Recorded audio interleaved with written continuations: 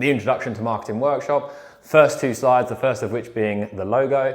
That's brand awareness, so just have that on the screen as people are all walking down, getting their seats and whatnot. Second slide, the reason it's called Scaling Community, because at the heart of what we do is all around being helpful and surrounding ourselves with ambitious business owners. So everybody's here on this workshop because they want to grow and scale their business. That means we've all got similar ambitions, similar challenges. So what a great room to make new acquaintances, new associates, new friends, because we're all on a similar journey. So therefore, at the heart of this, it's about building a community of people that are on a similar journey. So therefore, let's go around and do a quick introduction, just 30 seconds on what's your name, your business, what do you do? And then I like to throw in a last question. It may be, what's your biggest goal this year? What's been the biggest challenge in the last year? What's something you're looking to get out of this workshop? Just change it up a bit, workshop to workshop, depending on what you feel like. And then everybody goes around, does their introduction. The whole purpose of that is to get people interacting with each other and get them talking and starting to build a little bit of a relationship there and seeing where they align and are familiar with each other on. And then as we go through the workshop, it will make it easier for them to discuss, challenge each other. And then of course, once you've gone around the room, introduce yourself, who you are at Pink Panda, what you do. The workshop goal. Now we start with the end in mind. Reason being, we're going to start with the result we're looking to achieve. So through this workshop, the whole thing that we're going to communicate to you is a system of how to draw in the people you need to bring your vision to fruition. So that is the dream team you're going to employ, the clients you want to work with, and the partners you can collaborate with to make the first 2 easier to find. And this is all developed based on our founder, as in me, our founder Hayden, who in his first company that he's still got, worked on those systems, and that became his greatest strength in business. Despite the many things he was shit at, that was one thing he was really good at, drawing those people in. So that's what led to this company being started. So that's part of this workshop, is all around those systems, but all of that we've improved upon them over the years, where we've learned to do it much better than what he did manually back in the day. So let's keep with the theme of the end. So we've told you what the workshop goal is. Now, what's your goal? So on the first thing, what is your ambition? What's your goal? What are we striving towards? That's going to help, as we go through the workshop, help you go through how you identify the people you need to bring it to life and how you're going to draw them into you. So break that into what type of business do you want to build, whether it's a lifestyle, a performance, or an empire. A lifestyle business being a small team, whether that's 5, 10, 12 people, but it's all around giving you a lifestyle that you want. So it's building a business that enables to give you a lot of free time or flexibility with your time to do what you want to do. For many people, that might be a nomadic business where they get to travel around, or it may be something that involves staying at home, being with the family. Next, a performance business. This is more scaling to a medium-sized company. So this is predominantly what Pink Panda is doing. We're looking to scale to a team of 50 plus over the next few years. And that then comes with bigger responsibility. That comes with a bigger team, obviously, and then comes with management as well. So there's no right or wrong, there's just different types of business. And lastly, empire, which is where you want to have more of a national or even beyond a global impact. In my workshop, I've got the story of the gardener, but we can obviously evolve that to, in time to come, you'll have your own version, your own story to tell. But in this one, I just tell the story. So I've got a garden company, going to scale it to a team of 12, blah, blah, blah, blah, blah. You might want to tell the story of Pink Panda through the workshop initially. And then once we've worked with lots of clients, add in your own story of like, oh, well, I'll use the story of a HR consultant we worked with and how we scaled them up and used them as the example through this workshop. Your ideal client profile, or ICP. So your ideal client, this is where we want to break down as much information about them as possible, going into if they're restricted to a certain geography, if they're a certain demographic, if if they're male, they're female, where do they live, what do they do, and try and encapsulate as much information as you can about them so that the whole specific is terrific idea. In the slide, I use the example of my garden company. So we want private homeowners in Sevenoaks, people that are wealthy and time poor but cash rich. Whether you use that example or you might say in Pink Panda, where we talk about our ideal client being business services or trade-based businesses where they're most likely a team of 3 to 10 and really looking to scale. And they're VAT registered, they've got experience, and they've got a couple of years of running their business at least in and around Kent, ideally Medway. Now into the good stuff. So content equals attention. So now that we've clarified the people that you're looking to bring in, the ideal clients and such, we now need to look at how we get their attention, and that is with content. So we'll look at your funnel. You're having your top of funnel, your middle of funnel, and your bottom of funnel content. And those become building awareness, educating and showcasing. So let's get started with building awareness. Awareness. Now this is where you want to elicit a feeling of, oh, that's me. So when you put your content out, your ideal audience is relating to it and going, oh, yes, that's me. And what you're doing is making people aware of a problem they may be facing. Now this problem is relevant to the service that you offer, the problem that you're going to solve. So you have a solution, they have a problem. So in this content, you're making them aware of that problem. So they may not be necessarily aware of it. So it's something that gets them thinking, oh yes, that is me, I'm experiencing that. In addition, it can be making them aware of how your industry aligns to their problem. So it may be that they're aware of their problem, but what they don't realize is that your industry, your service, is relevant to finding a solution to it. So it can be sharing industry insights or information, things that they weren't aware of. So as an example on the screen, we've got examples of posts of how to structure. So what these posts are, they are your hooks. A hook is what draws people's attention in. So when it comes to creating content, whether you're making that as a video, a piece of imagery, or a written piece of content, or a combination, you've got a video going up and then you're writing about it, what you want to focus on is that the hook is the most important thing. You can use the old 80-20 rule. 80% of your attention and effort needs to go into the hook, 20% into the copy afterwards. But the hook is how you can get people's attention and then get them reading further. So you'll use that in a video as the first thing you say, or in a caption as the first line of what you say. And these are examples here as a good framework to use in how you communicate building awareness. One of my particular favorites is using a date in the past and then a date in the present of how you transform from one thing to the other. It's a great way to make people aware and relate it to a problem that they're experiencing.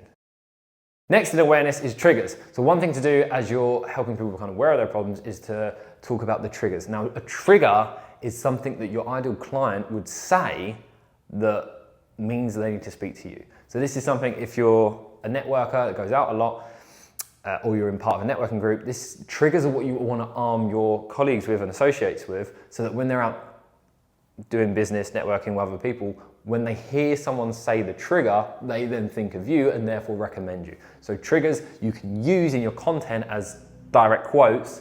So you would caption it with the hook being a direct quote of how someone is feeling. It's what someone's feeling and experiencing right now that's relevant to, that's a pain, that's a problem, oh, you've got the solution. So by you sharing a piece of content or a hook that says it in the words that they use, it's relatable to them and they go, oh, that's me, that's how I feel, that's what I'm experiencing. So that's what you're trying to elicit with your trigger.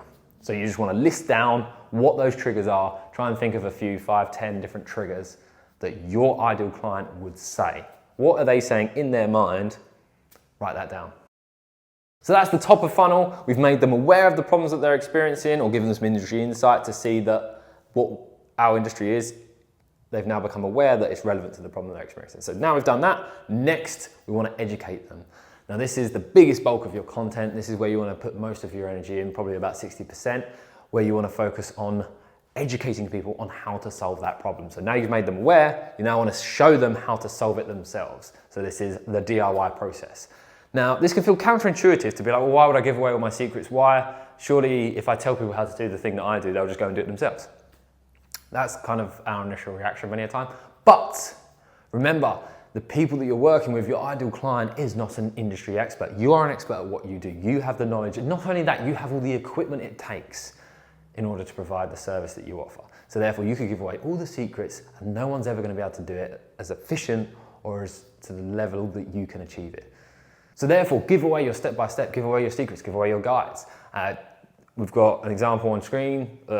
These, again, are the hooks that you want to use. So when it comes to your middle of funnel content, if you're making video content, if you're writing it or it's imagery, use these examples as the hooks. So it can be sharing insights of how you achieve certain things. So if you had it in business and if you offer something that you've solved for yourself, for example, in Pink Panda, we might say, here's how we built a system to automate bringing in clients, or here's how we built a system to predictably bring in 30 new clients a month, whatever it is. Or it might be, here's how we hired a great new team member, and it's a step-by-step process. When you're educating people, what you're trying to elicit is a feeling of, wow, that's so helpful. You're just being helpful to people. You're giving them the information that they can see to go, oh my God, you guys are just experts.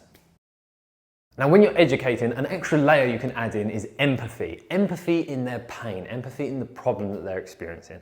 Now, this is only relevant where you've experienced it yourself personally. So for example, if you are someone that ran a business and was always looking for a great accountant and had a terrible experience and was never quite satisfied and then thought, therefore, I'm gonna go start my own accountancy firm or buy an accountancy business, that would be an example of empathy. You can empathize with the experience that they've got. So me as the founder of Pink Panda, in my first company, I was making a lot of content and working on my marketing, but found that the people that I was going out and communicating to didn't quite have the solution that I wanted. They would focus on content or focus on the marketing, and it would be a focus around generating leads, or it would be a focus around the actual content itself and the quality of it, whereas I'm like, no, I want to focus on my vision.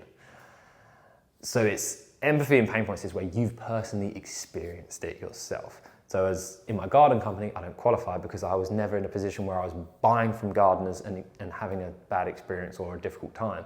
Whereas if I had my own home and I'd had a gardener and therefore I went and started my own garden company because of the challenges I had, that would be an example of empathy that then can become content using a similar structure of like, I was experiencing this problem and here's how I solved it. I felt like this. If you feel like this, I felt the same. Those kinds of things where you can empathize and relate to people. So to use an example of educating your audience and that example of giving away your secrets.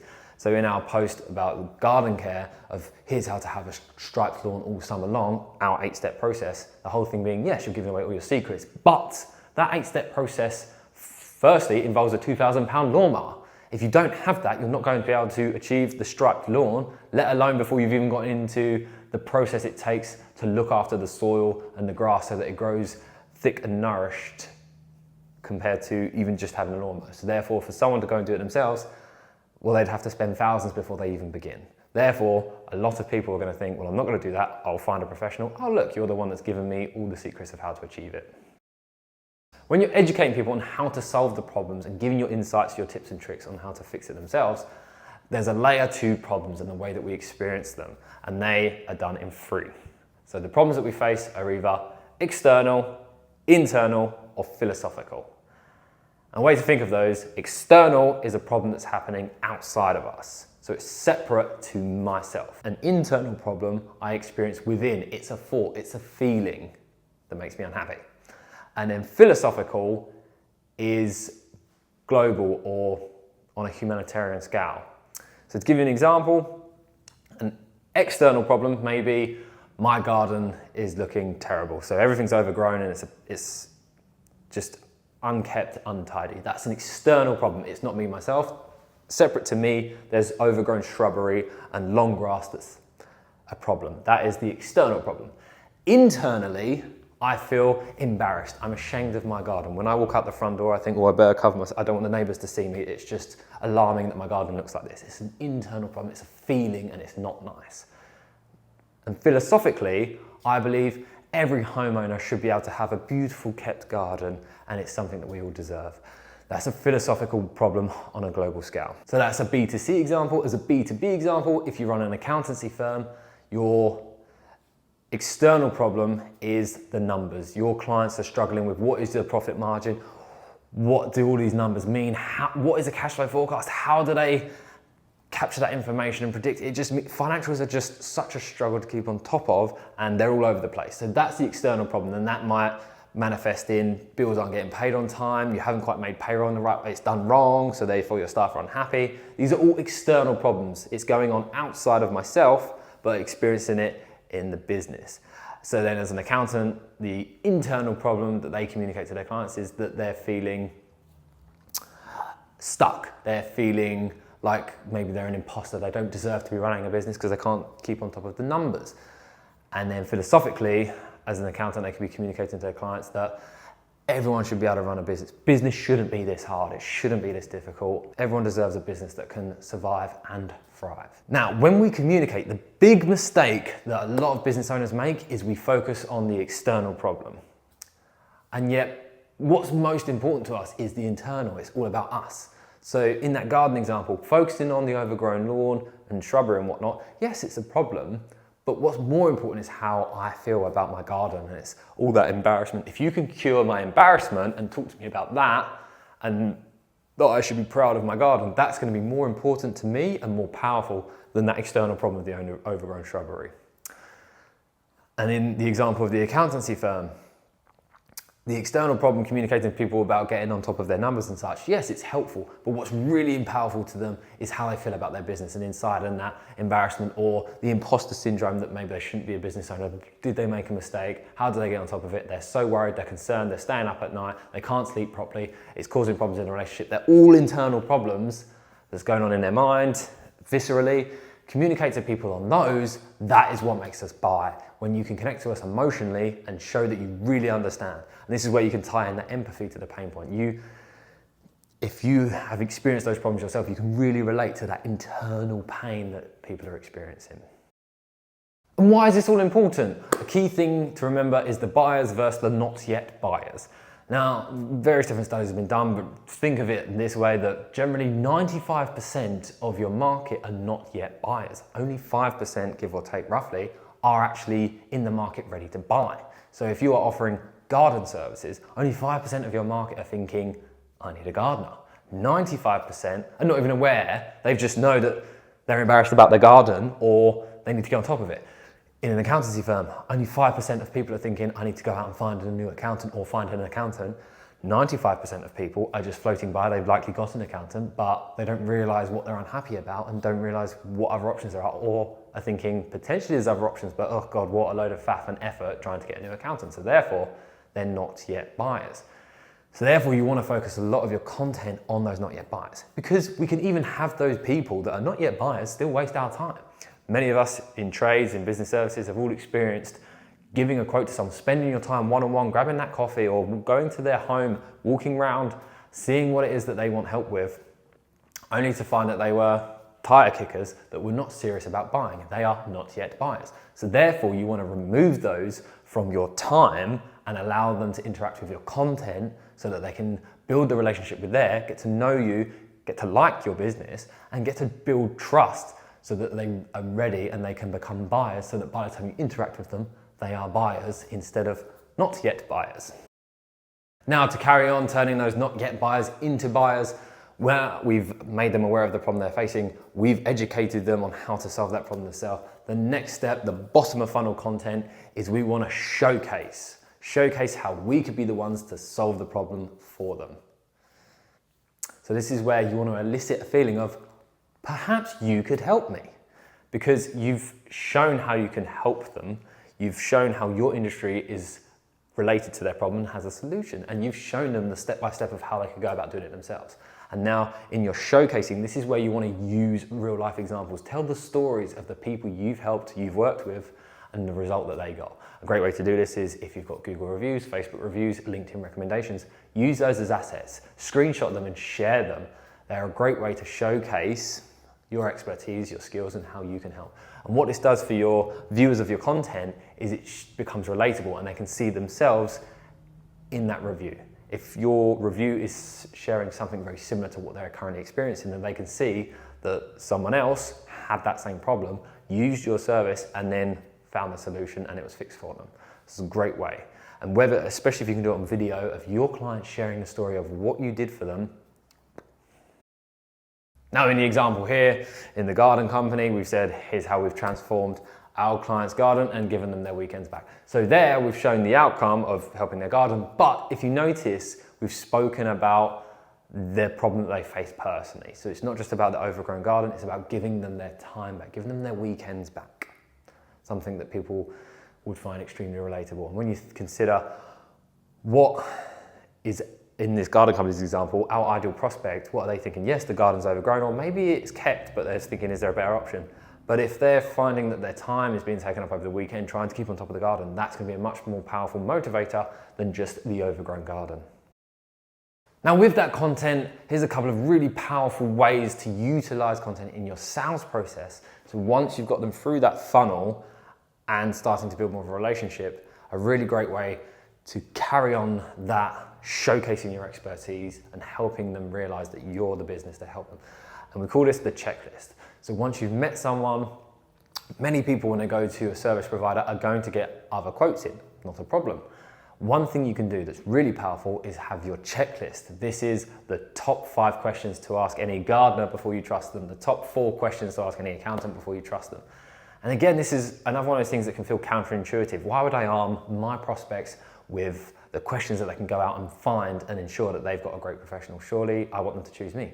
Yes. Now, what better way to elevate yourself above your competitors than giving your prospects all the information they need to go and find a great expert to solve the problem for them with their service? Now, as the person that has given them that information, armed them with the right questions to ask and given them a checklist of the type of answers they should look out for, the red flags, the green flags, well, your answer is going to be the most polished of all. Not only that, you're the one with that layered up credibility and trust built upon that because you're the one that's given it to them free as a checklist, just because you're there to be helpful and look after them. It's something I used in my garden company, huge asset, and it was incredible how well people would go out. You can frame it in different ways. It could be a blog article, it could be a video, it could be a checklist or a printed sheet that you give them where they can have your option, and it may have your company. If you had a checklist and it's like option 1 and it's got my business, and then it shows the top 5 questions and it's like, are they a green flag or a red flag? And you've got a green tick next to all of yours, and then it gives you option 2, option 3, and they can put the name in and then see and tick and cross them. A great way to interact and give them the information so that they can realize you're the best choice. Next, the calendar. Now, this is something where we look at all across the year, and while you've got all of this top, middle, bottom of funnel content helping to build the relationship with the not yet buyers and the buyers, but one other thing you can do into more detail to really help get people over the line and turn them into buyers from the not yet buyers is with your calendar content. So what we do here is look at through the year, do you have any particularly quiet times or any particularly busy times? And what we want to do is find ways that through content and educating your audience, you can turn those quiet times into busier times, and those really busy times that seem to be too busy, slow them down a bit. So let's look at how we overcome those in examples. Gardeners, many people would assume that in winter it's just dead. And that was something, running my company, people would always assume, oh, winter, it must be dead for you. I turned winter into the most profitable time of year for me, and the way we went about was, as we look across the calendar year, when are we dead? Well, we know it's winter. So what is it in winter that we can be doing? What services can we offer? Is there anything in particular in winter that's good to do in the garden? Well, let's put a big focus on that. And why would our client be interested? What will draw prospects in? Well, they're not thinking about the garden in winter. However, they are thinking about the garden in spring and summer. So if we can frame it in a way where by doing these things in winter, it then helps their garden for the spring and summer. But not only that, we can plant the seed, excuse the pun, plant the seed of the idea in summer, autumn, as we come into the winter, to get them thinking about next year. And that's exactly what we did in my garden company to turn it into the most profitable time of year, because we did a lot of big planting jobs, planting trees and such, through the winter. To counteract that, many accountants are extremely busy in January because of the tax return deadline. And so for many accountants, it's that start of the year rush, this absolute mania, when it's like, it could be leveled out. People don't need to leave it to the last minute, but many people do. So how can we help them level that out? And in an example there is just using content to educate your audience and all of your clients on why they need to get on top of it ahead of them, so that it can all be done, whether it's done early or everything is done and prepared, so they're not running around trying to catch up and get those last bits of information from you, their client. And not only that, another thing they could add in is price increases in January, and say if you get everything done early, you avoid the price increase. And if they do that every year, then they'll probably find that many people will just opt to get things done sooner rather than later. Especially if you have informative educational content that gives them the consequences of what happens if they are late. And that's our whole philosophy at Pink Panda, is just we will not accept that things are the way they are. And if many businesses in many industries just will fall to the fact of, we just accept that that's the way things are. It's just busy this time of year and we can't do anything about it. It's just quiet this time of year and we can't do anything about it. There's always a way to find a solution. And that solution may not even be bringing work in. So another garden company might say, well, no, we don't want to do work in January, we just use it as a quiet time, but then use that as an opportunity to get everything ready for the spring. So whether that be the team servicing all the tools or going out with marketing material to then look at reviewing all this type of content, all the things we're doing. If you use that quiet time as your opportunity to sit and review and go through it as a team, then it can become really valuable time that becomes really productive. That means business is better as the months go on, year after year.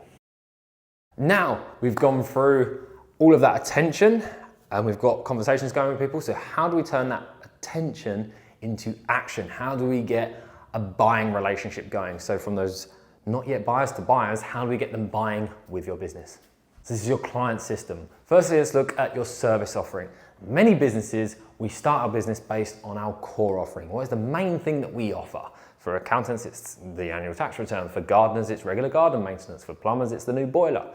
So we have a structure of which we advise, because it works, of how to set up your services to carry on that kind of funnel concept of, as you make people aware, educate them and showcase them, it's then how do you keep that going to bring people in as clients. And the first layer of that is gifting. So this is how we're going to take that attention from your socials and whatnot and turn it into an action where you've then got their information and they're in your pipeline. So gifting, you want to be free, helpful information for your ideal client, your ideal prospect. And in this, you want it ideally to take none of your time and no money at all. So examples being free downloadables of the top 10 tips, top 10 tips. So in the garden industry, it might be top 10 tips to get your garden ready for the spring. Put your email in to get the free downloadable. Or as an accountant, it might be the 10 most common missed tax write-offs in any tax return. And it's again, put your details in for the PDF to be sent over to you. Another way that we love to do these is with quizzes. So take a quiz and get your score. Is your garden ready for spring? Get your score today, take the quiz and find out how ready you are for the spring. The key to these is that they're free. It's just useful and helpful. Next, once you've done all of that to gift people, you're starting the relationship on giving. Next is the prospect offer. What your prospect offer is something in between gifting and core offering. And what many businesses try to do is just go straight from hello, nice to meet you to a core offer. Nice to meet you, can I have $2,000? And so what we suggest is with the gifting and the prospect offer is building layers in between those. So you start by giving and being helpful. Next is your prospect offer, and that is a low ticket item, 10, 20% the price of your core offering to help people build a relationship with you, get an idea of what it's like to work with you before they dive straight into the big ticket item. And the reason is because the easiest people to sell to are those that have already bought from you. Once someone started the relationship of giving you money for a service, it then becomes much easier to carry that on. After all, you're a beneficiary in their bank account now. They can transact, send money to you much easier. But not only that, they've got a relationship and data in their mind of where they've given you money, got a service for it.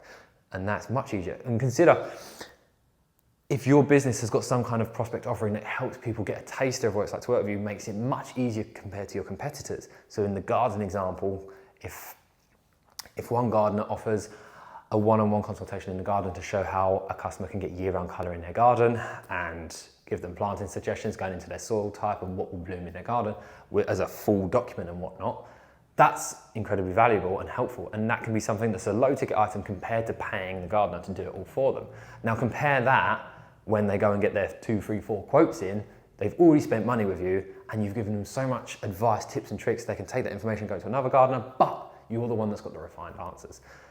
Use this example in Pink Panda. Right now you're on a workshop, you've paid 50, 60 quid to come on a workshop and experience what it's like to work with us and transact money for a service, and you can take this information and go away, that's fine, or we can help you more. But you've had an experience with us, you've already become familiar where we can be helpful to you, and it starts that relationship. Next is your core offer. Now this is the key thing, the main service you offer in your business.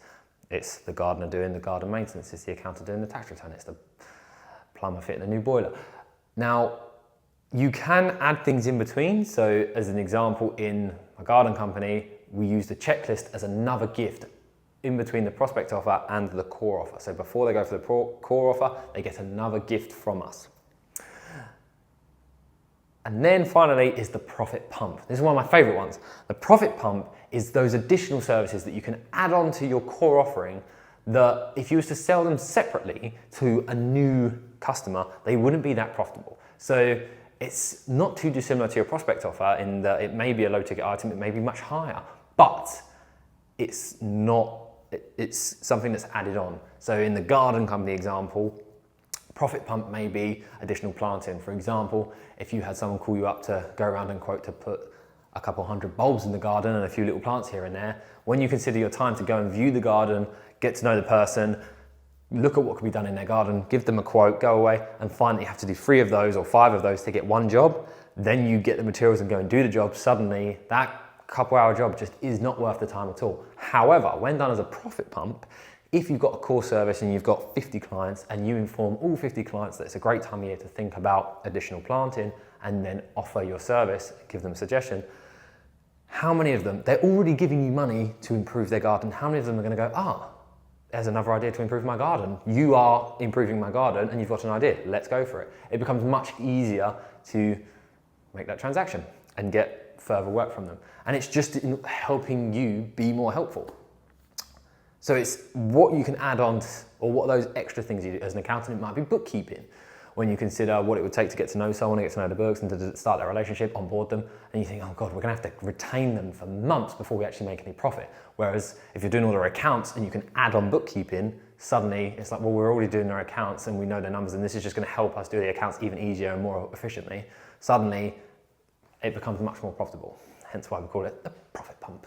As I said, you may use services and layer it up. You may have multiple ways of gifting, you may have multiple prospect offers, you may have a couple different core offers and multiple profit pumps, and you may use gifts in between the core. You may even use a new prospect offer in between the core and the profit pump. But it's just about having that overall setup for your services so that you know how to predictably bring people into your funnel and then bring people into the service and build that relationship. And why are we doing all of this? Because what it does is helps your prospects filter themselves. It helps you gather data on them. When you think of the quizzes, if you've got forms people fill, that kind of thing, if they're taking free downloadables and then they give you feedback for a form, that sort of thing, or put their contact details in, they're just giving you data, and you can learn and learn and learn what your prospects are looking for and how to solve their problems, and then further tailor your conversations with them to be even more helpful. And in addition to that, you can reduce the whole free quote. Many services, especially trades, offer free quotations. And taking the example in the garden company, it's a way to reduce the need for that. So in the garden company, yes, of course, still get calls to go and quote, but it'll be something where instead of doing 30 quotes a month, that's reduced down to just a couple of quotes and a handful of consultations, where it's turning into more business and more profit because we're not wasting time with those not yet ready to buy people, because we've got systems to filter them and avoid spending any time with them until they are ready to buy. In addition, it's building your authority, elevating your business to become the go-to, the expert, the business and the business owner with knowledge on how to solve problems. And people start to see the relationship as, they're an expert. I always go to them because they always got the answers. And it's a relationship built on giving. You start it off by just giving them. All your content is helpful, showing them how to do things themselves, how to solve their problems, and just be helpful. And then the first interaction they have beyond content is then gifts, where you give them free downloadables, all that sort of thing, to give them more and more and more helpful content that shows that you're an expert and kind, because you're giving them, giving them information. Now that's completed the client systems, what you've seen is how we've gone through getting their attention and turning non-buyers into buyers, and then how you structure your services. So let's now go into the team system. How do you draw in your ideal employee or your ideal team member and then get them onboarded with you? First impressions. Although we start at the end many a time, let's start at the start with this one. One thing we recommend for first impressions is 2 things. 1, what sucks? Honestly, just be completely open about what sucks about working with you or working for you. This is something that, in my personal experience, when you're presenting this, you can say this is something that our founder done.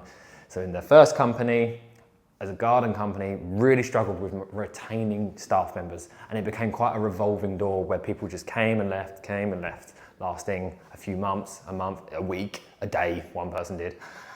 And what it was all around the wrong perception. And so by starting with what sucks, you set the expectation down low so that when people join, it's always above what they expected.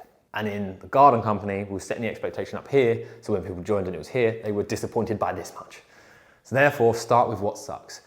Secondly, a vision. Having something that's connected to a vision, a story. It hasn't got to be grandiose, so you haven't got to be taking over the world or building the next Tesla, the next Apple, but just having a vision. And that could even be something where you're a single mum and you've built your independence, and now you recruit other single mums that are stuck, that feel trapped, and you help them build their independence through your business. And it's a whole 5-year goal of how you bring people on board at one level and you train them up, and as they grow, the business grows.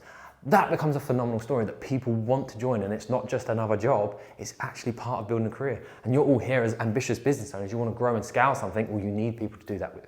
And so by starting openly and being authentic about what sucks, going into the vision is a great way to draw people in and make a great first impression. And this is something you can apply on job ads, at events, career days. Start with those things. This is exactly what we do at Pink Panda. Our job ads start with, here's what sucks. And it's just a list of things that suck about this company. And then we got onto the vision that generally excites people, the right people. It's a great filtering mechanism to push away the wrong people and draw in the right people that you want. Secondly, this is counterintuitive to many businesses and the way that we recruit, but make it all about them. Forget yourself, forget your business, let's focus on them. You've already told them what sucks about working for you, you've already given them your vision in the job description.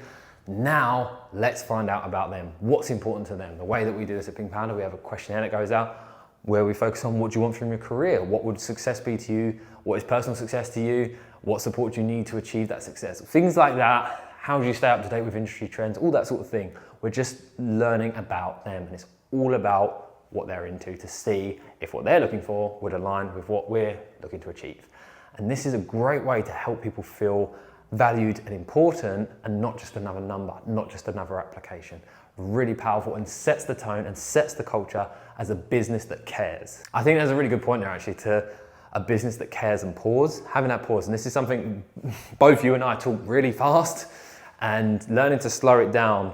Because I think when you think of just spilling through this information, kind of business that cares, compared to a business that cares, it's way more powerful, I'd say. And so what questions would you ask? Just in the app box, note down a few questions that you would ask, and put yourself in the shoes of someone applying, or even ask people.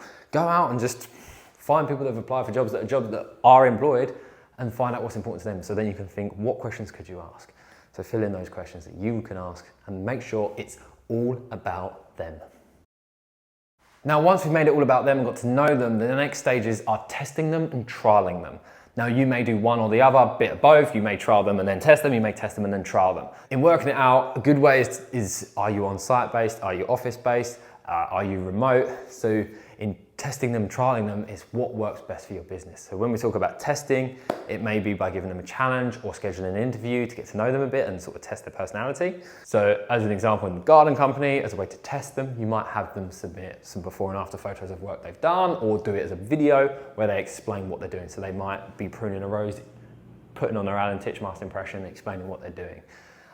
Compare that to trialing them is where you might do a group or an individual trial. I'm quite a fan of group trials or group interviews. So in Pink Panda, we get people to all come in together, and we kind of do like a mini workshop with them that's similar to what you're all experiencing now, but just with potential future employees, where we give instead of going through information and filling out a form, we give them challenges. So we're testing them and trialing them all at the same time. In the garden company, I would trial people, and I would do this individually. So I would have them come out on site, and we had set sites where they could experience all the different components of the work that we do. So they'd come out and do a bit of mowing, bit of hedging, bit of weeding, trimming, pruning. And not only that, it's a chance for them to interact with the team. And this should just be done over a few hours.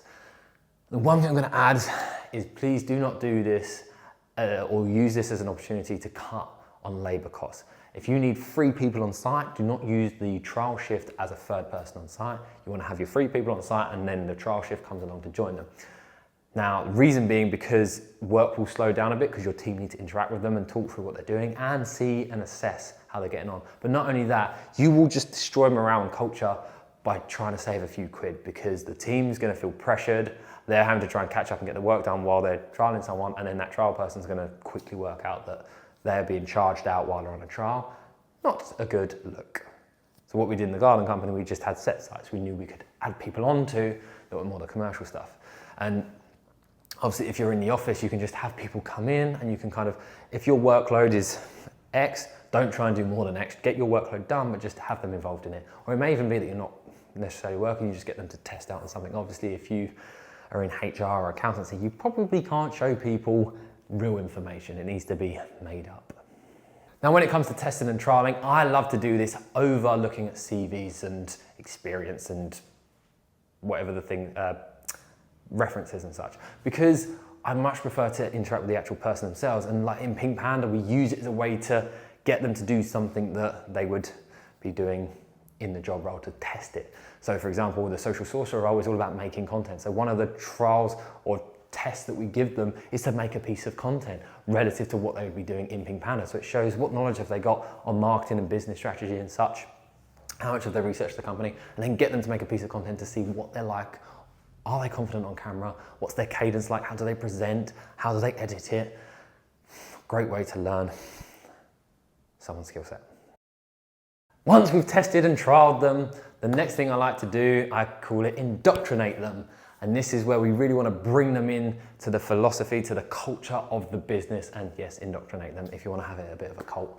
But the whole thing here is this is where having a vision, a mission, and core values or guiding principles is really important.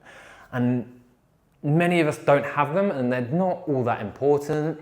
But if you're building a team, they can be a huge asset, because what it does is it helps us all align on this big goal, and it puts more meaning behind why we're all part of this company. So going back to that whole thing at the start of what sucks about you and what's the long-term vision, or what's the big goal, what's the story, what's the journey, people love a good story. And we're tribal, we want to be a part of something, part of a community. And so having that vision, mission, core values or guiding principles is a great way to bring people in, to feel like part of something, not just an individual. It does great for morale, great for culture, and great for retention. Because when you're going through struggles, if you're going through it together and it's all part of this journey, it suddenly makes the bad days worthwhile. So, vision, mission, values. How do we structure them? How do we think about them? Firstly, vision. Think of this as the world you want to bring into existence. So that's simply put as a statement.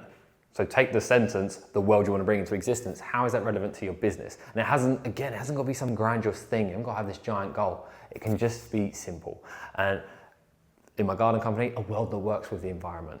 That's our vision, a world that works with the environment. That's the world we want to bring into existence, a world where we all work with the environment. So it's take the world you want to exist, and that becomes your vision. Mission is how you play a part in getting there. How will you play a part in that vision coming to fruition?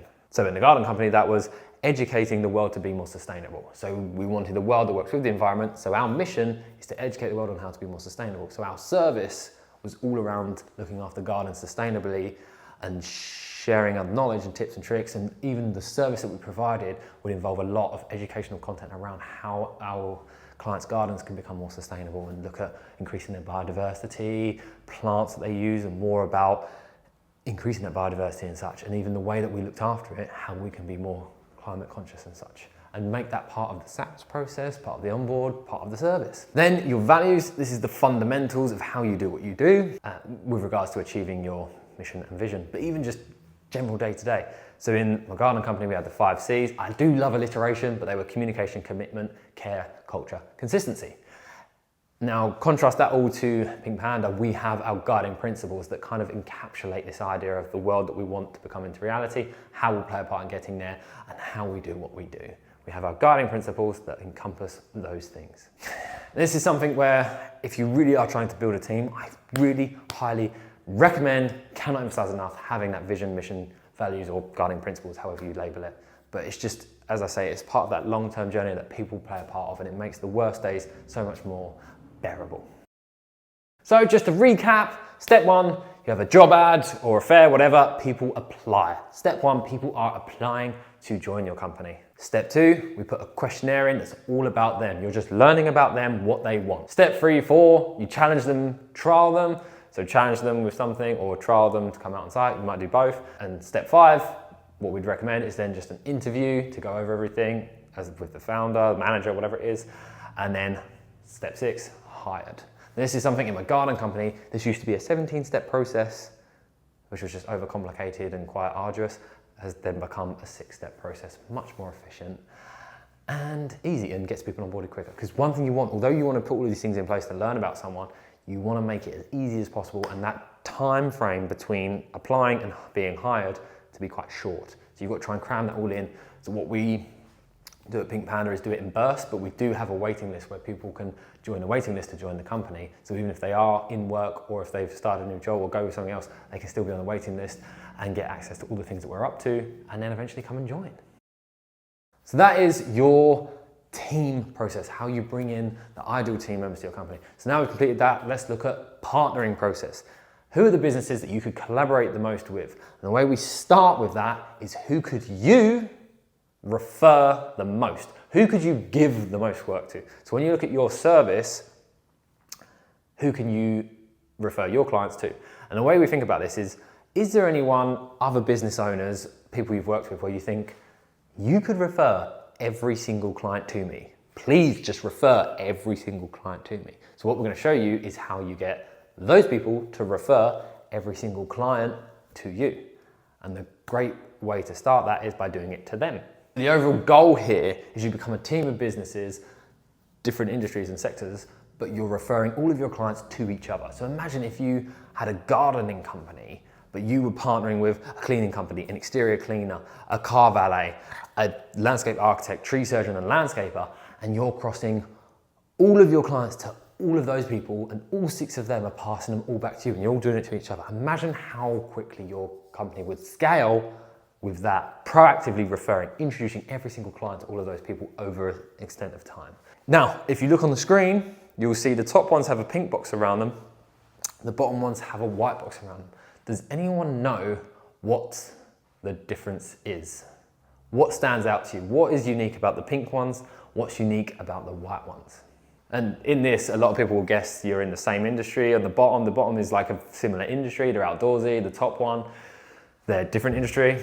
Yes, that's very true. The key thing in this, if you notice, the top ones all provide a regular service. The bottom ones are all one-off jobs, or maybe they might do once a year a revisit. Like tree surgeons, a regular in tree surgery is once a year. However, the cleaner, the exterior cleaner, the car valet, they're going to be going in monthly, fortnightly, even weekly. And the key there is, it makes it so much easier to recommend. So look at your business. Is your business model already doing that with retained clients, or could you introduce that in some way, especially if you can get your core offering as a retainer service? Life will be so much easier. And then in that, look at the people you're partnering with. If you've got people with regular customers, they've got a much deeper relationship, and it makes it much easier to refer than if they just do one-off projects with them. They come, they go, they're done, or they come, they go, and they come back next year maybe. So you've got your list of potential partners. Now, how do you go from a list where you think, great, I want work from them, to them actually giving you work? And as I alluded to, the first step is to give it out to them. And so how do we go about reaching out? This is where the key to this is make it all about them. Hopefully that was easy to guess. And the way that we do that, we recommend just reaching out, whether you put posts up, can anyone recommend this, can anyone recommend that? You've got various different apps, whether it's Facebook, Nextdoor, etc., to find those people. But once you've got them, is then making the conversation all around. It comes up with your clients that, so as an example, the gardener might phone the landscaper and say, hello, yes, do you offer this service in particular? Called, yeah, do you build pergolas and such? The only reason I'm calling is because it's something that's come up with a few clients recently, and I just felt bad that I couldn't recommend you one. I don't actually know anyone that specializes in that, or just general landscaping, to be honest, because in my garden company, it's always a topic that comes up, and I just haven't got a landscaper to recommend. So therefore, I thought, what better thing to do than just pick up the phone, speak to a landscaper and see, grab a beer or something, go for a coffee, and just, if it works out, I could see you could be someone I recommend. Just need to get an idea of what work you do, and if you can sort of do the things that my clients need help with. Oh yeah, cool, sound good? Yeah, brilliant. So the whole thing is you're ringing up to make it about them. It's, I've got potential work for you. Important thing to add is it's nothing right now, but it's something that's come up multiple times with my clients, and therefore will come up again many times with clients in the future. So therefore, I'd like to build a relationship and see, I want someone I can trust, that I know is going to do a good job and look after my clients, that I can recommend to. And you'll find, even on the phone, they might say, oh yeah, that's really good actually. Yeah, what do you do? Oh yeah, that comes up all the time. Or they might say, look, we've got someone we work with, in which case, no problem. And another thing is what you may find, if they don't say on the phone, another thing is you'll no doubt find, if you go grab a coffee, a beer, whatever, in that conversation, with you giving all this time and energy to them, the law of reciprocity, they're likely to say, and what about you? Yeah, I could no doubt recommend you to my clients. Let's look at something. And the important thing is to have actions there. Now in Pink Panda, we just automate this where people are automatically referring, but try and do it as proactive as you can. If you're part of a networking group, it becomes much easier because you're seeing each other regularly. And even if you have like an accountability kind of catch up, whether that's monthly, weekly, whatever, but just a way for your businesses that are partnering to come together and just go through who you can recommend and how you can do it with each other and what's working well. One thing you can do is kind of make it exclusive and qualify people. I recommend this more face-to-face. If you meet someone at a networking event and talk synergy and then say, oh, well, we'll have to qualify you. Cold calling people up to say you're going to qualify them, you probably come across like a bit of a knob, but feel free to experiment. But yeah, if you're talking in person, you get to know them and there's synergy there, is then say, oh yeah, well, we'll have partners we work with, we just need to qualify you, because it creates this sense of urgency and of like, oh, I want to be validated. So that can work well. And it can also feel more rewarding. There was a great, like the idea of something's hard to come by, it feels more rewarding. And so if you make it hard for people to be qualified by you, and therefore it takes some time to get qualified, but once they're qualified, they get more referrals from you, or they get referrals from you, it then feels more important. And also then when they get it, they want to look after it more. There we go. That's the system. So what we want to make sure is, have we done a system to predictably bring in clients? Hopefully your answer is yes. Have we shown you a system to predictably bring in your team? And have we shown you a system to build partnerships with people? Amazing. Now you may be feeling a bit like Homer here. Now for those of you that are feeling that, we've gone through obviously a lot of information. There's your client system to draw in your ideal client, your team system to draw in your ideal team member, partnering system to draw in great businesses you can collaborate with. And one thing we haven't even gone through that we do with clients is your aftercare system. Now this is once you've got those people in your business and you've got the dream team, your dream clients and people you're partnering with, is how do you keep that relationship going? How do you keep being helpful? How do you keep more business coming in from those clients, more business coming in from those partners, and more team members coming in from your team, and retaining the team members you've got? That's all part of your aftercare system. That is way too much information to fit on a 3-hour workshop. But luckily we've shown you the systems to bring those things in. Now, if you do feel a bit, oh God, this is a lot of information, I wish you guys could just sit down with me one-on-one to run through it. Yes, we can do that.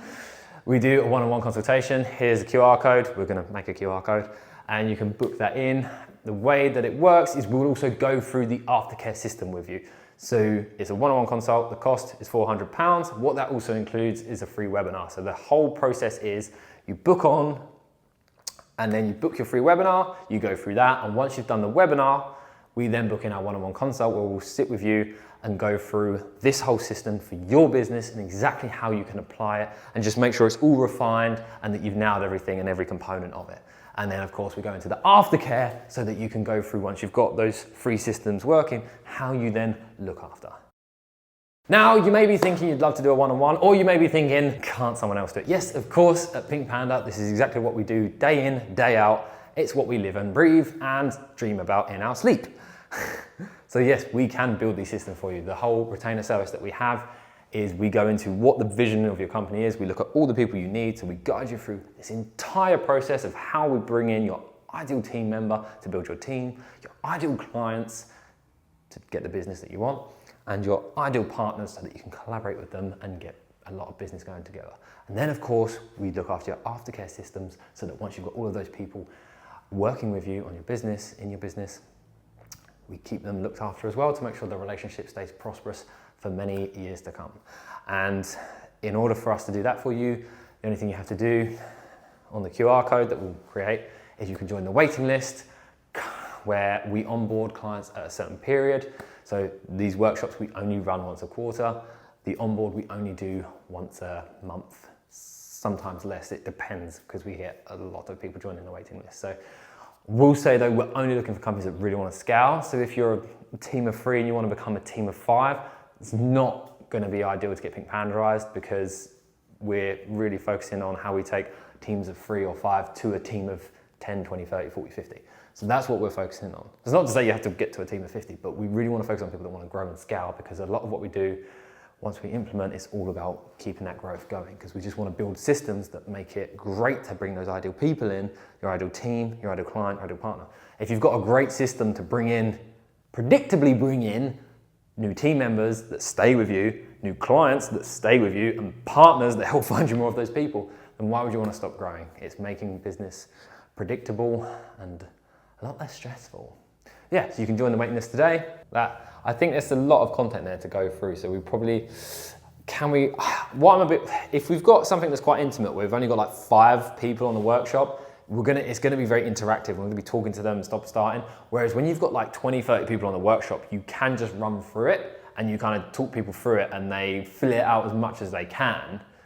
And you might take the odd question here or there, but in my mind, it's much easier to control a room of 20 people because people can't butt in. Whereas when you've got 3, it makes it easier for conversations to spiral out of control. And then next thing you know, they're just waffling on and then they get on a tangent and they're talking about lunch or something. So that's something, and we want to make sure we keep it within 3 hours. We don't want it to be more because I want to make sure it's something that people can come along for 50 odd quid, or it might be that in the future we do it for, I don't know, I think 50 quid's a good price because in the future I don't necessarily want to lower it because obviously then we can have a good structure where if you've got 30 people on a workshop, the commission base can be great because there's 30 people there paying 50 quid each.